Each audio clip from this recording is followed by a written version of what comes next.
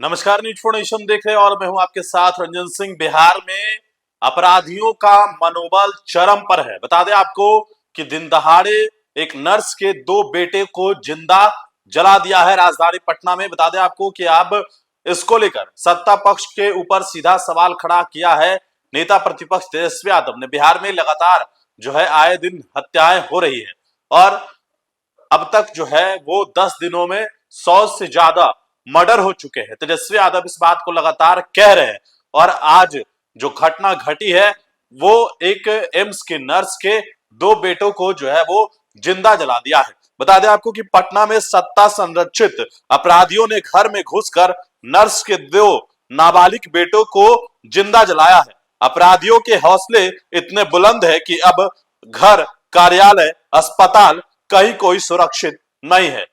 दरअसल लगातार बिहार में जो क्राइम रेट है, जो क्राइम ग्राफ है वो लगातार बढ़ रहा है।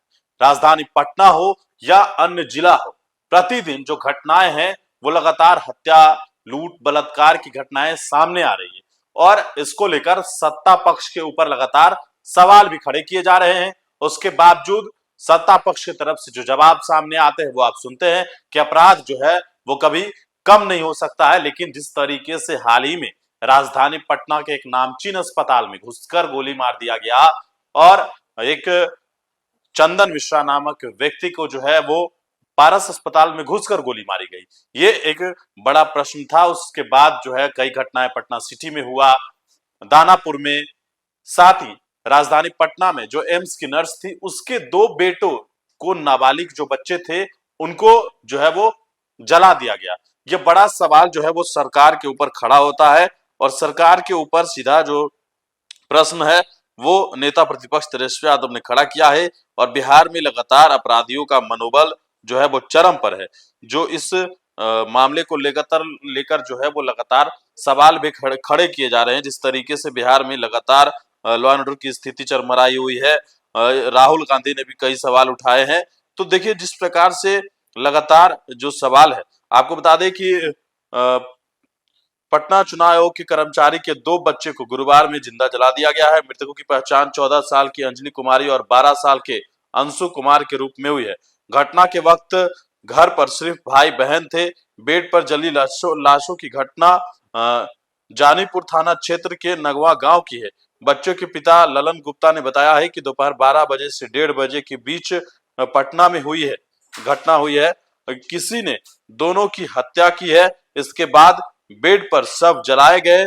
बच्चे की मां एम्स में सिक्योरिटी गार्ड है और परिवार का ये भी आरोप है कि बच्चों के साथ कुछ गलत करने की कोशिश की गई।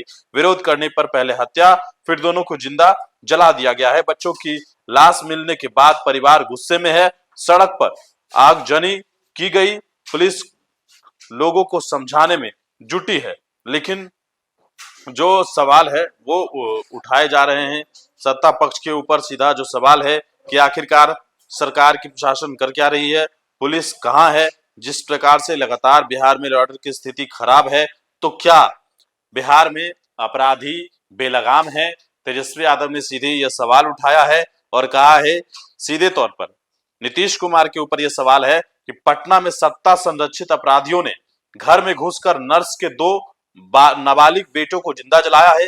अपराधियों के हौसले इतने बुलंद है कि अब घर, कार्यालय, अस्पताल कहीं कोई सुरक्षित नहीं है। सीएम अचेत, बदमाश सचेत, यह तेजस्वी यादव का कहना है। तेजस्वी यादव ने मुख्यमंत्री नीतीश कुमार के ऊपर निशाना साधते हुए और जो राजधानी पटना में घटना घटी है उन तमाम वाकयाओं का जिक्र वो ट्वीट के माध्यम से कर रहे हैं। राजधानी पटना समेत अन्य जिलों में लगातार जो क्राइम का जो ग्राफ है वो बढ़ा हुआ है और यह सवाल बिहार के प्रशासन के ऊपर खड़ा होता है और यह सीधा कहा जा रहा है कि मुख्यमंत्री नीतीश कुमार पूरी तरीके से अचेत हो गए हैं और अपराधी जो है वो सचेत हैं।